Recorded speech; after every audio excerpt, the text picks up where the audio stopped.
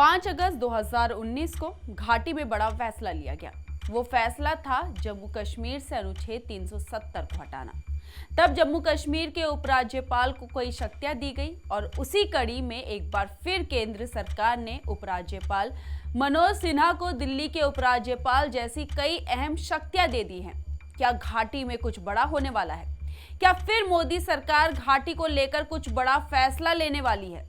ये हम आपको बताएंगे, लेकिन उससे पहले आयन भारत को सब्सक्राइब कर लीजिए।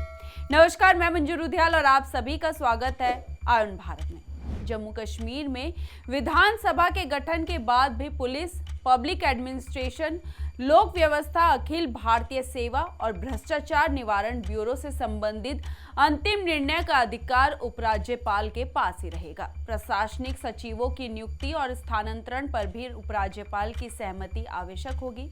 किसी के खिलाफ अभियोजन चलाने के लिए भी एलजी की मंजूरी जरूरी होगी। दरअसल केंद्रीय गृह मंत्रालय जम्मू कश्मीर संघ राज्य क्षेत्र सरकार कार्य संचालन नियम 2019 में संशोधन कर उपरोक्त अधिकार व शक्तियां राज्यपाल को प्रदान की है। धारा 55 में गृह मंत्रालय ने संशोधन करके एलजी की ताकत बढ़ा दी है। इसके लिए गृह मंत्रालय ने नोटिफिकेशन जारी कर दिया है। जम्मू कश्मीर में इसी साल 30 सितंबर से पहले विधानसभा चुनाव करवाए जाने की संभावना है और चुनाव आयोग ने इस संदर्भ में अपनी तैयारियों को अंतिम रूप देना शुरू कर दिया है। बता दें कि राजनीतिक दलों ने भी अपनी तैयारियां शुरू कर ली है और सभी चुनाव की घोषणा का इंतजार कर रहे हैं। ऐसे में इस कदम से जम्मू कश्मीर में भी दिल्ली जैसी व्यवस्था हो सकती है।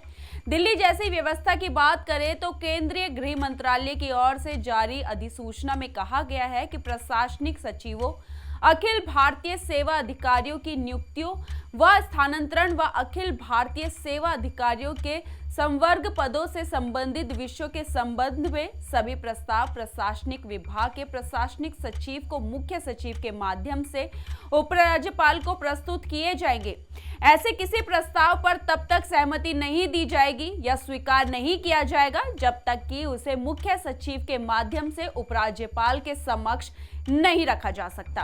अब संशोधन की बात करें तो महाधिवक्ता और न्यायालय कार्यवाहियों में महाधिवक्ता की सहायता करने के लिए अन्य विधि अधिकारियों की नियुक्ति के प्रस्ताव को विधि, न्याय और संसदीय कार्य विभाग द्वारा मुख्य सचिव और प्रधानमंत्री के माध्यम से ही उपराज्यपाल अनुमोदन के लिए प्रस्तुत करना होगा। अभियोजन स्वीकृति देने, अस्वीकार करने या अपील दायर करने के संबंध में कोई भी प्रस्ताव विधि, न्याय और संसदीय कार्य विभाग द्वारा मुख्य सचिव के माध्यम से उपराज्यपाल के समक्ष प्रस्तुत किया जाएगा। कारागार, अभियोजन निर्देशालय और फॉरेंसिक विज्ञान प्रयोगशाला के संबंध में प्रस्ताव भी मुख्य सचिव के माध्यम से गृह विभाग के प्रशासनिक सचिव द्वारा उपराज्यपाल को प्रस्तुत किए जाएंगे। हालांकि गृह मंत्रालय के इस नोटिफिकेशन का विरोध भी शुरू हो गया है। जम्मू कश्मीर के पूर्व मुख्यमंत्री उमर अब्दुल्ला ने कहा है कि ऐसे नियमों के बाद फिर चुनी हुई राज्य सरकार के मायने ही क्या रह जाएंगे।